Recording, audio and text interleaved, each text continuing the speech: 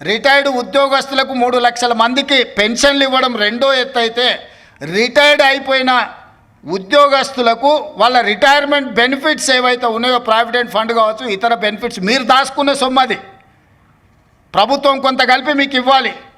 దాదాపుగా 9,000 కోట్ల రూపాయలు బకాయిలు పెట్టిపోయింది. ఇవాళ రిటైర్ ఉద్యోగస్తులు ధర్నా చేస్తున్నారు, లేకపోతే మా బెనిఫిట్స్ వస్తలేవని అంటున్నారని కొంతమంది ఏదైతే కొన్ని రాజకీయ పార్టీలు ఆరోపణ చేస్తున్నాయో అవన్నీ మీరు మాకు వారసత్వంగా ఇచ్చిపోయిన మొండి బకాయిలు. ఇవాళ వాటిని ఒక పక్కన క్రోడీకరిస్తూ క్రమబద్ధీకరిస్తూ ఈరోజు గతంలో ఉన్న సంక్షేమ పథకాలు ఏవైతున్నాయో పెన్షన్లు ఆపలేదు, రైతు భరోసా ఆపలేదు, షాదీ ముబారక్ ఆపలేదు, కళ్యాణ లక్ష్మి ఆపలేదు. ఇట్లా చెప్పుకుంటూ వెళ్తే గత ప్రభుత్వం ఇచ్చి సంక్షేమ పథకాలు ఏవైతే కొనసాగించిందో రైతుకి 24 గంటలు ఉచిత విద్యుత్ ఆపలేదు.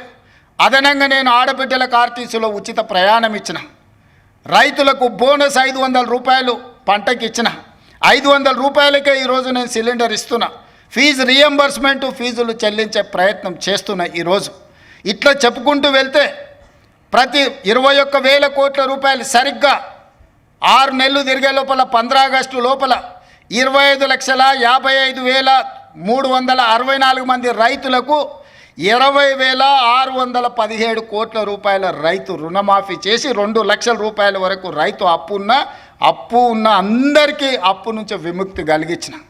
ఆయన పెండింగ్ పెట్టిపోయిన రైతు బంధు 7,625 కోట్ల రూపాయలు వచ్చిన మొదటి 3 నెలల్లోనే నేను చెల్లించిన. అంటే ఈ 15-16 నెలల కేవలం రైతులకే 30,000 కోట్ల రూపాయల నగదు వాళ్ళ ఖాతాలకు బదిలీ చేసిన. ఉచిత కరెంట్ ఆపలేదు. ఇవాళ పేదోళ్ళ ఇళ్లకు 200 యూనిట్లు ఉచితంగా నేను కరెంట్ ఇస్తున్నా. మా ఆడబిడ్డలకు 500 రూపాయలకు సిలిండర్ ఇస్తున్నాం. మా ఆడబిడ్డలకు ఆర్టీసీలో ఉచితంగా బస్సు ప్రయాణం, అమ్మగారింటికి వెళ్ళాలన్నా అమ్మవారిని దర్శించుకోవాలన్నా ఈరోజు ఆర్టీసీకి 5,000 కోట్ల రూపాయలు కట్టి నష్టాలలో ఉన్న ఆర్టీసీని ఈరోజు లాభాల బాటలో నడిపించే ప్రయత్నం చేస్తున్నాం. వెళ్తూ రైతులకు ఉచిత కరెంటు ఇచ్చినా అన్నాడు. విద్యుత్ శాఖకు దాదాపుగా ఈ ఉచిత కరెంటు పేరు మీద 1,000 కోట్ల రూపాయలు బకాయిలు పెట్టిపోయాడు. ఈ విద్యుత్ శాఖ కోసం సింగరేణిలో బొగ్గు కొన్నాడు. సింగరేణి వాళ్ళకు 1,000 కోట్ల రూపాయలు బాకీ పెట్టాను.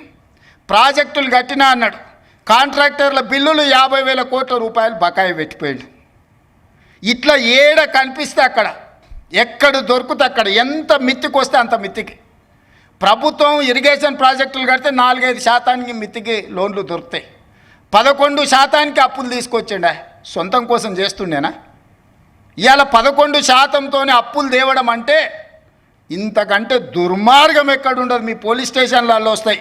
పెద్ద కుటుంబాల పిల్లలు వ్యసనాలకు బానిసలై ఊరి మీద పడి అప్పులు చేసి ఆస్తులన్నీ అమ్మేస్తుంటారు.